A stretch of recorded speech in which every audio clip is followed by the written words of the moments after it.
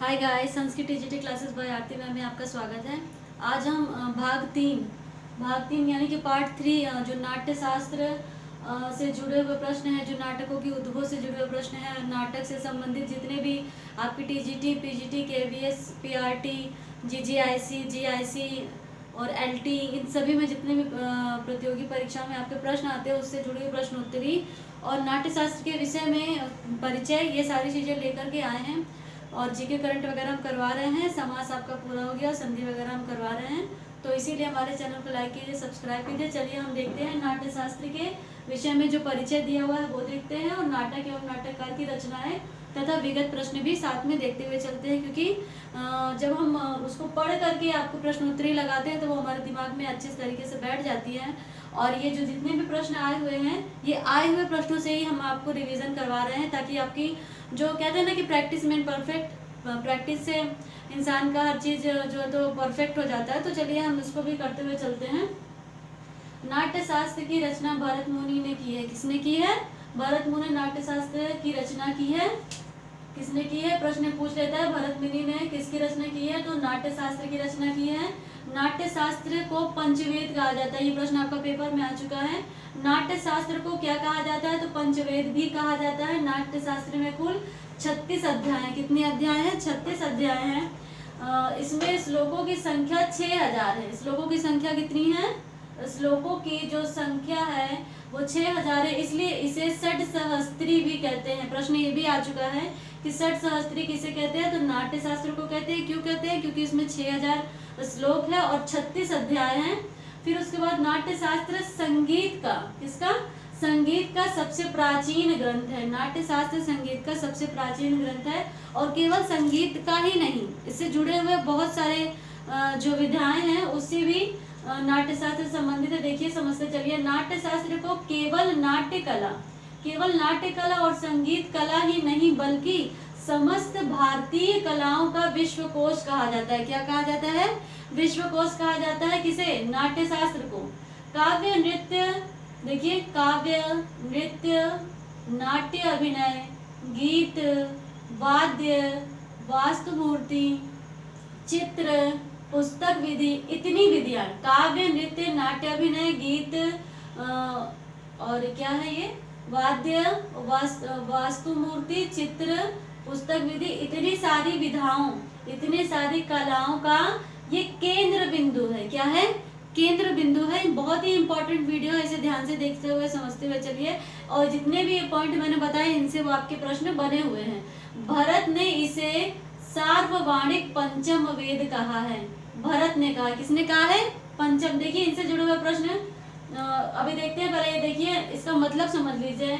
न तान्य ज्ञानम, न तंच कल्पम, न सा विद्या, न सा कला, नासो योगे, न तत्कर्म, नाट्यस्तिन यत्न दृश्यते।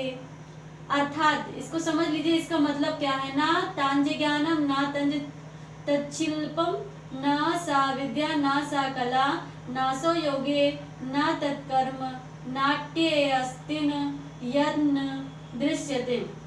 ऐसा कोई ज्ञान, विज्ञान, शिल्प, कला, विद्या, योग और कर्म, क्या?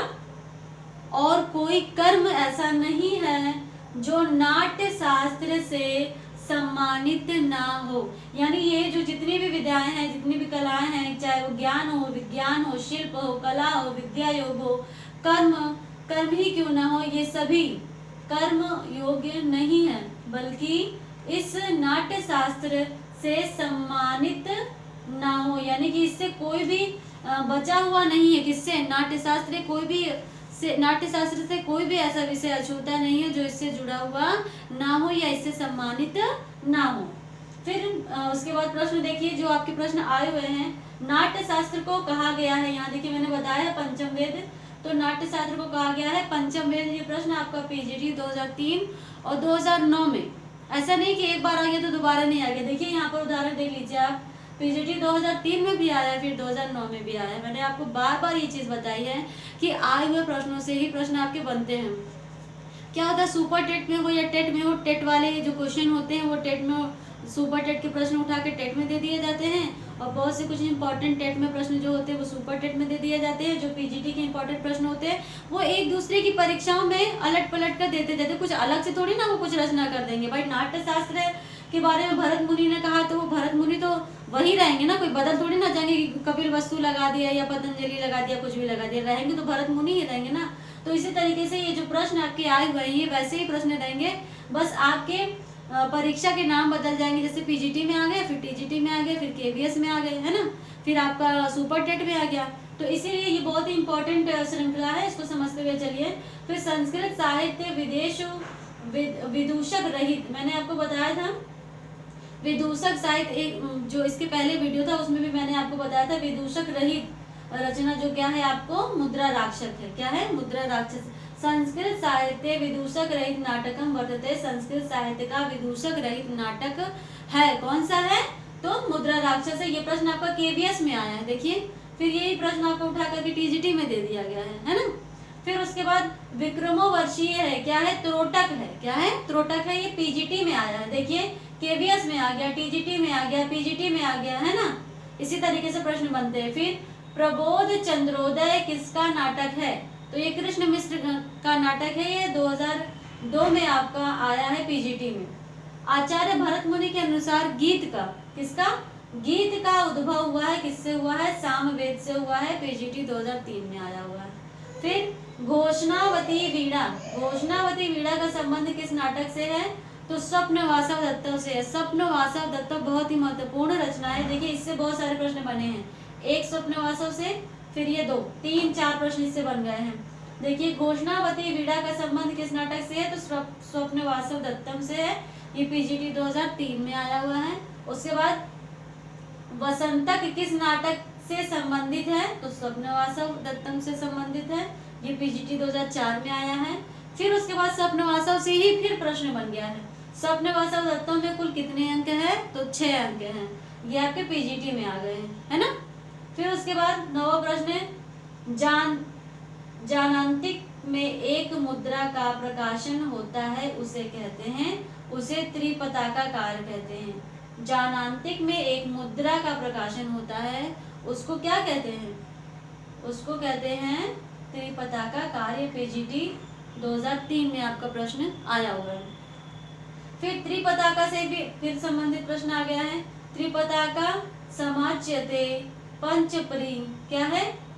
त्रिपताका कारण समाचरते पंचोपरी, क्या है? जानांतिकम है।